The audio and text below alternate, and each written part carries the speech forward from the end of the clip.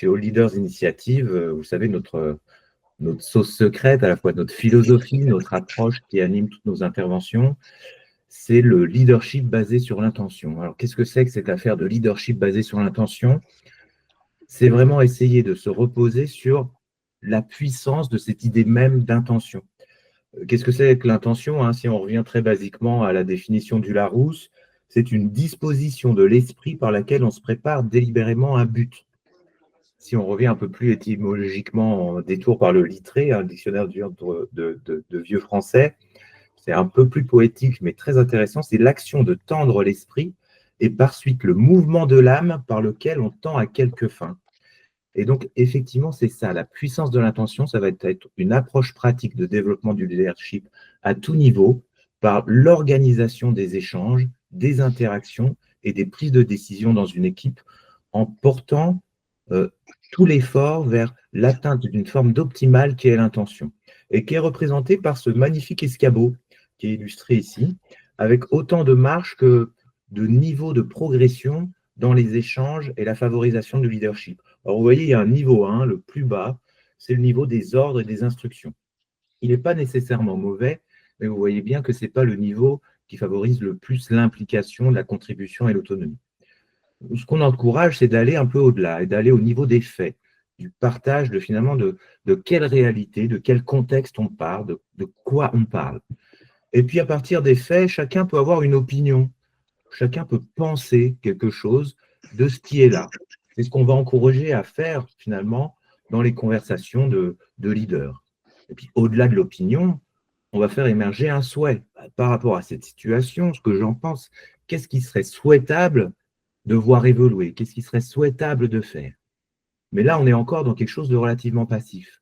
D'où cette notion de cinquième marche de l'escabeau, qui est ce niveau de l'intention, qui va amener vraiment à être dans une mise en mouvement, hein, dans cette disposition où on se propose un but, comme on l'évoquait dans la référence au Larousse.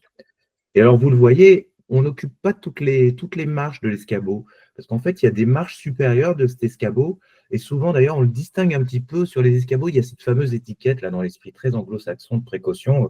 Attention, à partir de cette hauteur, c'est dangereux, vous pourriez chuter. Et effectivement, les dernières marches de l'escabeau, on va plutôt les éviter, parce qu'on va passer au-delà, on va passer dans le fait accompli, voire, vous savez, dans ces effets tunnels de grands projets, parfois un peu aveugles, dans la situation complètement hors de contrôle. Parce que ce niveau de l'intention, son intérêt, c'est que ça favorise vraiment une forme de subsidiarité, de responsabilité, d'autonomie, mais sans faire de concession aux besoins de contrôle et d'efficacité opérationnelle. En fait, l'intention, il y a vraiment cette dimension à la fois d'implication et d'appropriation, parce que l'intention ne vit pas tout seul. J'ai l'intention de faire quelque chose, c'est orienter action, hein, c'est ce quelque chose, ce but vers lequel on tend. Et puis, c'est contrôler. C'est contrôler parce que justement, l'intention, elle se formule, elle s'explicite. Donc, on avertit de l'action qu'on envisage. On avertit, ça permet de vérifier elle est conforme, elle est valide techniquement, opérationnellement. Et puis, on peut valider en quoi elle est conforme au but, justement, de l'organisation. L'intention, elle apporte des protections réciproques aussi.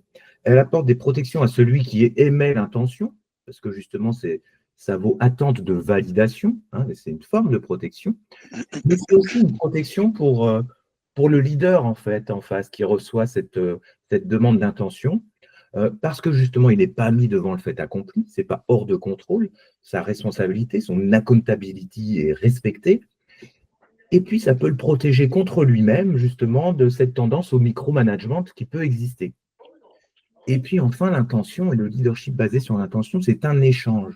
Alors de quoi s'agit-il avec cet échange? Et là, on arrive au cœur de la démarche et de l'intervention dont on veut parler. Tout l'enjeu, c'est d'organiser la rencontre des intentions, cet échange d'intentions, entre finalement une intention descendante, qui va être en fait la situation où la direction, le management entre guillemets, parce que ici ça va être vraiment du leadership, renonce à donner des ordres et des instructions, mais s'engage à donner des intentions, c'est-à-dire à partager la vision, les buts, le but recherché, l'effet recherché du travail en commun. Et avec cette condition, ça va laisser la place à l'expression d'intentions montantes par les collaborateurs qui eux-mêmes vont devoir renoncer à attendre des instructions et cette facilité-là, et s'engager à apporter donc leurs intentions, c'est-à-dire leurs contributions, leurs propositions, leurs suggestions, et faire avancer comme ça cette rencontre des intentions.